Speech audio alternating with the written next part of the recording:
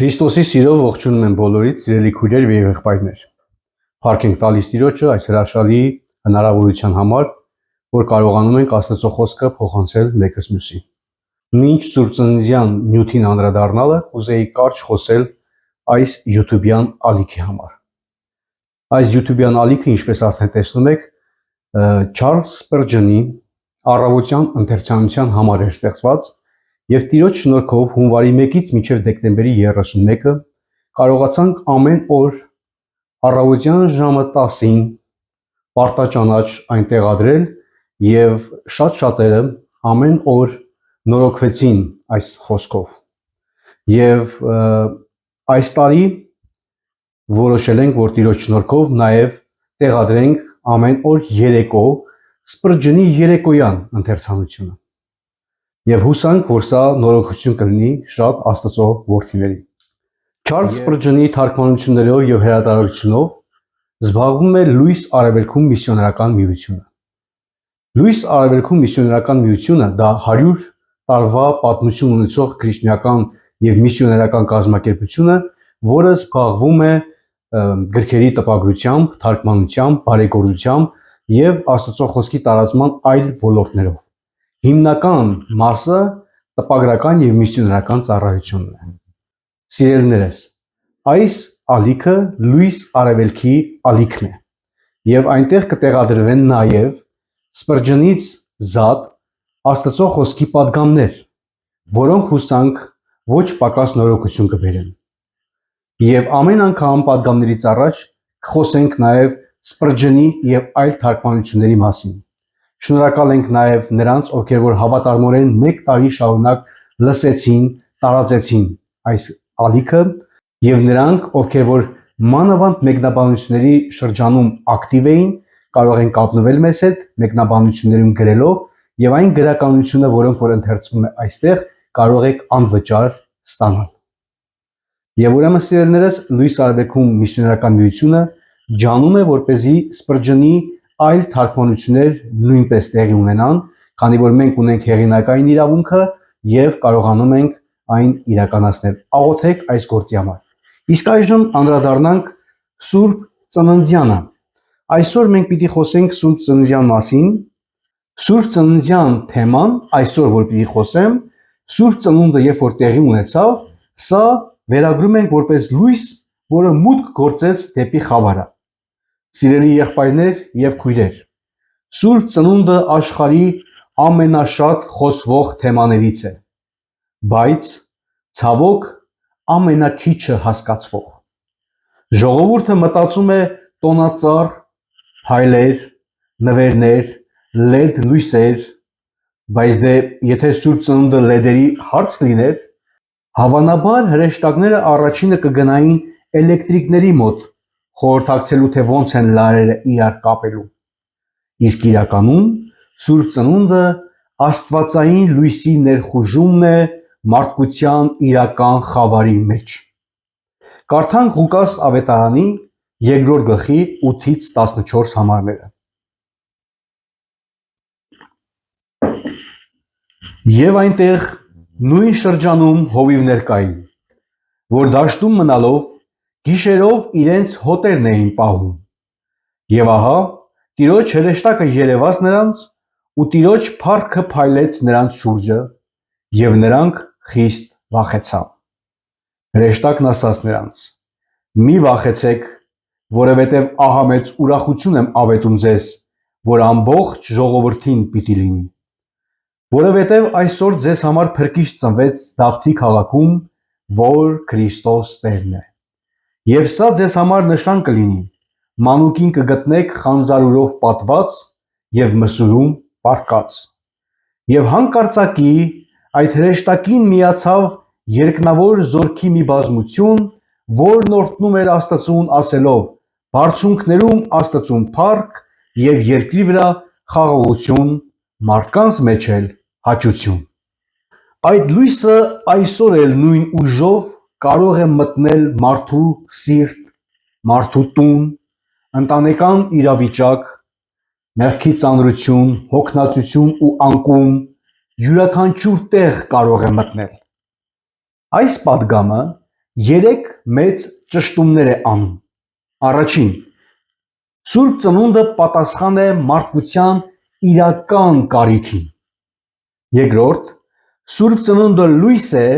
որը մտնում է ամենախավար վայրերը, եւ երրորդ, Սուրբ Ծնունդը փոխում է մարդկանց երեք ուղղություններով։ Եվ ամենակարևորը, Սուրբ Ծնունդը հրավեր է նորովի ծնվելու Քրիստոսով։ Այժմ այս բոլոր կետերը եւ բոլոր ճշտումները, այս բոլոր իրական կարիքները մեկ առ մեկ մանրամասնորեն նայենք։ Եվ այսպես առաջինը, Սուրբ Ծնունդը պատասխան է մարդկության իրական խնդրին։ Ղուկաս 2-րդ գլխի 10-րդ համարում ասում է. «Մի վախեցեք, որովհետև ահա մեծ ուրախություն եմ ավետում ձեզ, ահա բարի լուր եմ բերում ձեզ»։ Մենք այս ճշմարտությունները հենց այս հատվածում պիտի նայենք, հենց այս կոնտեքստում պիտի նայենք։ Սուրբ Ծննդյան լուրը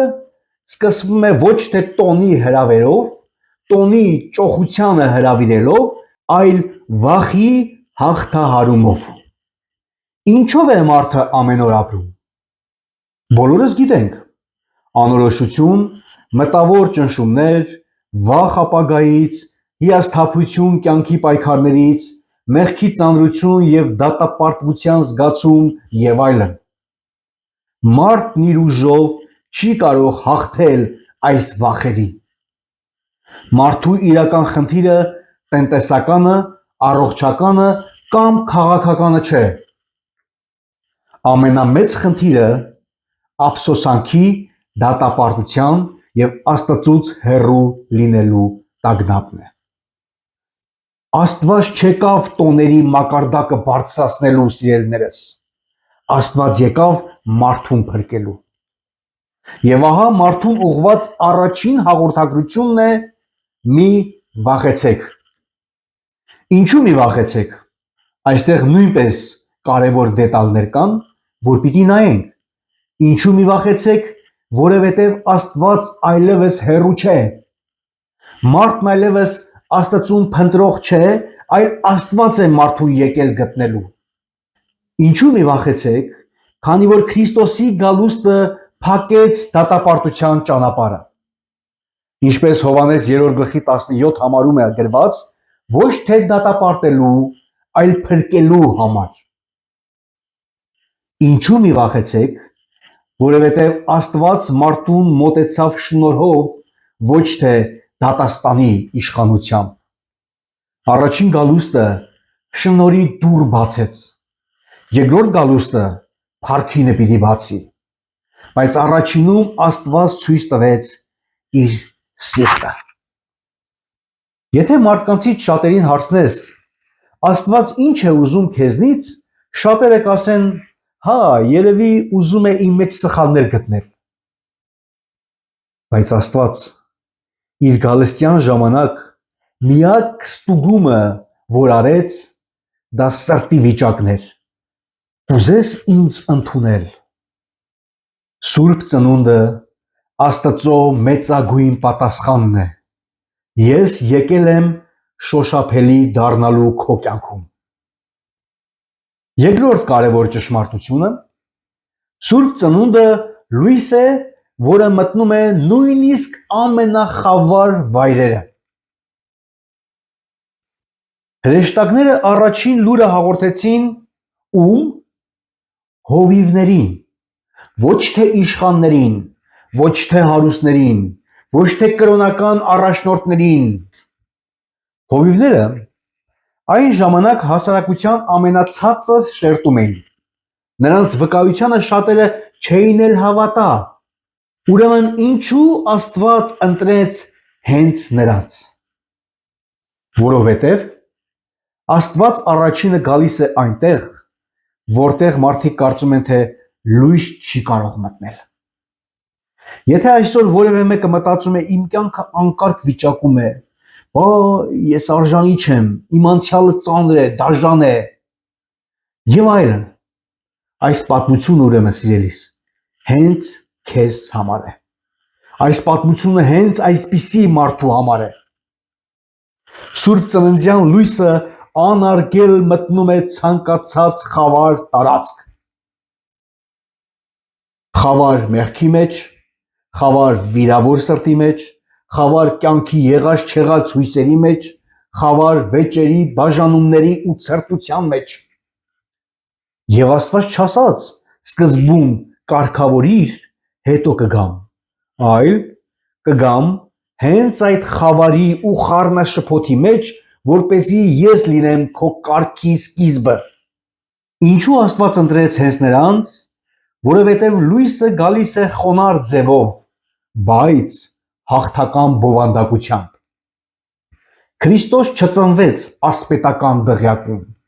այլ գոմում։ Աստված աշխարհ եկավ այնպես, որ բոլորը կարողանան մոտենալ։ Եթե Աստված ծնվեր թագավորի պալատում, սիրելիներս, մեզանից շատերը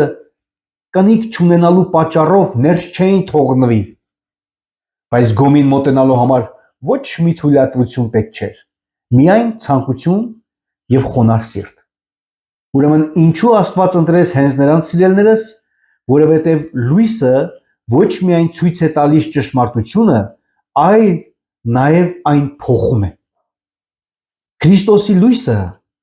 ոչ միայն բացահայտում է խավարը, այլ այն հաղթահարում է։ Երբ լույսը գալիս է, խավարը չի բանակցում նրա հետ, չի պայքարում, չի դիմադրում,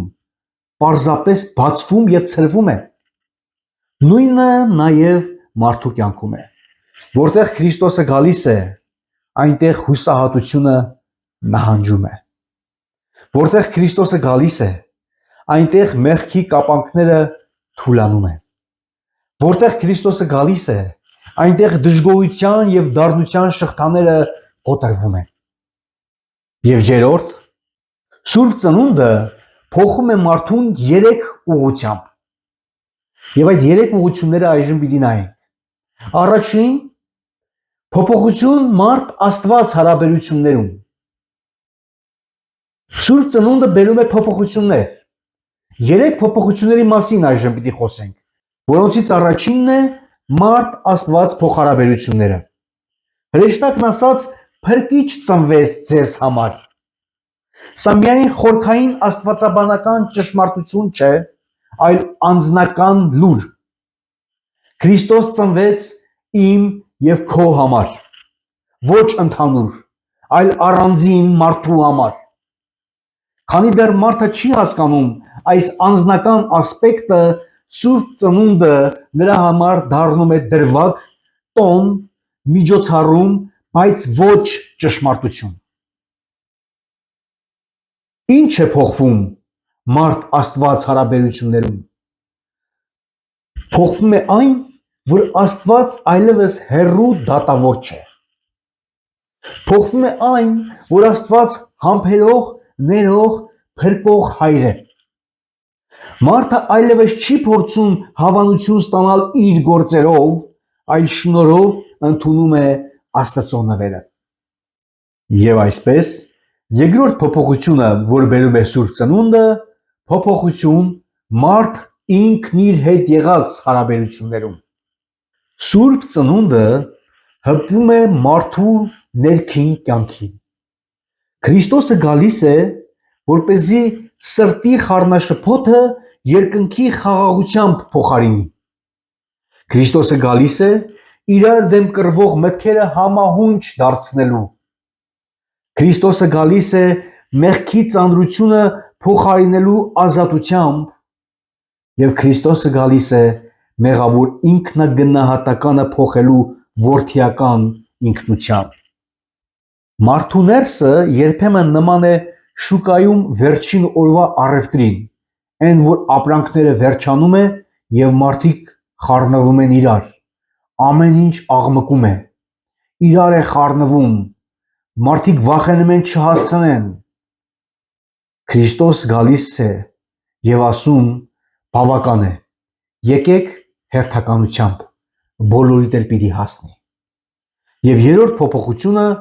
մարդ փոխհարաբերությունում։ Հրեշտակների երգը պարզ էր, փառք Աստծուն եւ խաղաղություն մարդկանց երկրի վրա։ Անհնար է ընդունել Քրիստոսի գալուստը եւ շարունակել ապրել թշնամանքով, նախանձով, վիրավորվածությամբ կամ հոգևոր սառնությամբ։ Քրիստոնեական խաղաղությունը շատ կարևոր է։ Խաղաղություն ներսում, առանց ներքին խաղաղության մարդ չի կարող խաղաղություն տալ ուրիշներին։